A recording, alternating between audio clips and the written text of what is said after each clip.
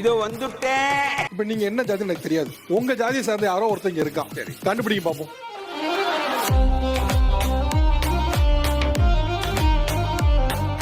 இனம் தானே, இனத்தை பார்த்தா கண்டுபிடிக்கணும்ல, கண்டுபிடிங்க. இல்ல சார், எனக்கு உங்களை பார்த்தா மாதிரி தெரியுது. அதெல்லாம் நீ சொல்லப்படாது. ஏன் சொல்ற நீ? அதெல்லாம் நீ சொல்லப்படாது. எனக்கு தெரியுது. நான் என்ன ஜாதி, நான் என்ன கேட்கவும் இல்ல. நீங்க சொன்னது மாதிரி தப்பு கூட. இவ்வளவு பேர் தெரியல, எனக்கு உங்களை பார்க்க தெரியுது.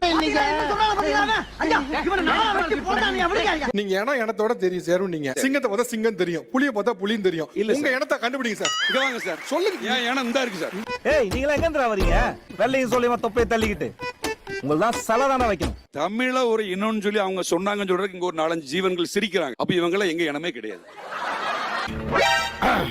போ, உன் கூட்டத்தோட போய் ஒட்டிக்க போ. நான் இப்பவும் தெளிவா சொல்றேன் சார், நான் இப்ப இந்த கூட்டத்துக்கு வந்திருக்கேன். இதுதான் யாழ். ஓகே, இந்த பக்கத்துல இருக்கவங்கள யார் உங்க இனம் சொல்லுங்க சார். எங்களை வச்சுதான் இந்த நிகழ்ச்சி. அப்படிதானே? அதுல உங்க இனம் யாருன்னு சொல்லி கேக்கீங்கன்னா எப்படி அர்த்தம்? எங்களை வச்சு மிரட்டுறீங்களா? புரியலையா? மிரட்டல சார், சும்மா அதிருதுல. உங்க ஜாதியே ஒரு இனம்னு சொல்றீங்க. அப்ப இனத்தை பார்த்தா தெரியணும். எனக்கு தெரியல சார். ஜாதி ஜாதி இனம் கிடையாது. உட்காருங்க. ஜாதி இனம் இருக்கு, ஏன் இனங்க இல்ல சார். இங்க வா. ராடுகாரப்பே. அந்த அம்மா ஒன்னு சொல்லுமோ ஒன்னு சொன்னாங்க. நான் வந்து ஜாதி மாதிரி திருமணம் பண்ணதுனால எனக்கு நிறைய கொடுமைகள் வந்துச்சு. அப்படி சொல்லும் போது யாருக்குமே ஒரு குற்ற உணர்ச்சி அவனை ஆட்படவே இல்லையா? என்னப்பா பண்ண சொல்ற?